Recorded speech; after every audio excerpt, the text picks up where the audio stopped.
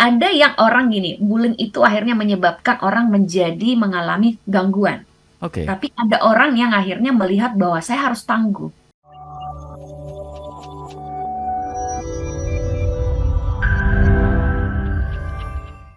Melihat sedini mungkin ya kemungkinan-kemungkinan depresi pada anak. Nah, sebetulnya kalau kita bicara tentang efek bullying, nah yang mungkin bisa dijelaskan Mbak Lasri apa ya? Kemudian apakah ada tanda-tanda kita bisa melihat bahwa anak ini adalah korban bullying dan kita harus apa?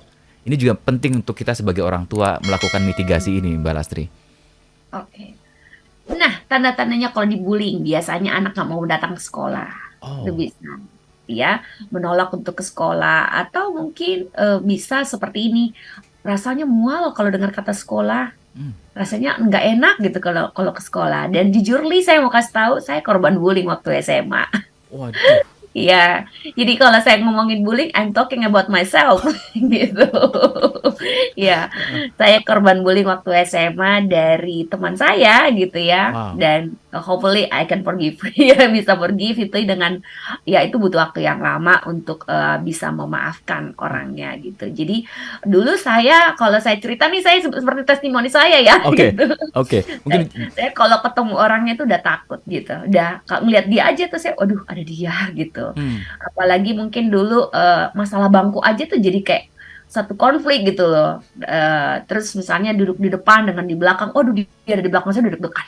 Udah deg-degan dia bakal apa huru hara apa nanti ya udah kayak gitu. Sam- Saking itunya gitu.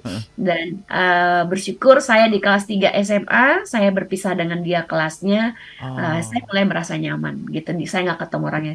Kadang mungkin dengan ingat kata nama dia itu pun saya udah langsung kayak si ini gitu disebut kata dia, Dek gitu ya, udah, aduh, udah Aduh. deg-degan gitu. Padahal nama D itu ada beberapa orang di kelas kami dulu di sekolah kami gitu. Tapi Heeh. sampai segitunya respon saya waktu itu, gitu.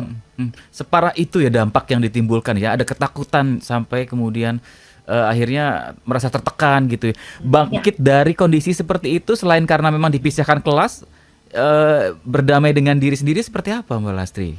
gini, ada yang orang gini, bullying itu akhirnya menyebabkan orang menjadi mengalami gangguan. Oke. Tapi ada orang yang akhirnya melihat bahwa saya harus tangguh, saya harus kuat. Jadi tidak selamanya bullying selalu negatif, Mhm, gitu. Ada yang akhirnya, wah saya harus menunjukkan bahwa saya lebih baik dari dia. mhm. Dan itu saya dapat poinnya, Oke. gitu. Jadi saya nunjukin bahwa saya selalu percaya kata-kata dulu kalau nggak salah guru BK saya gitu ya Mhm, ngasih penyuluhan dia bilang gini, mhm. bahwa bullying itu adalah orang yang sangat kasihan, nggak punya cinta. Dia bilang gitu guru Oh. BK saya bilang. Jadi kalau kamu adalah dibully orang, kamu itu punya cinta banget, kamu nggak usah balas deh bahwa kamu itu nggak bahwa untuk orang ini bahwa orang ini tidak punya cinta gitu. Mhm, Jadi saya membayangkan diri saya bahwa saya itu dapat cinta yang bagus, mhm. sementara orang ini tidak mendapatkan cinta. Jadi orang ini adalah orang yang kasihan gitu.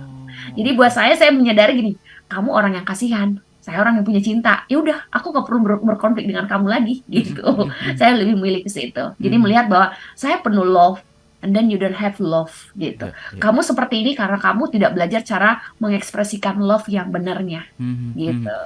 Dan Gitu. si dia Jadi itu belum tentu lebih baik dari kita ya. oh, sampai sekarang saya bisa lihat bahwa hidup saya jauh lebih Oh. baik dari yang ngebully saya.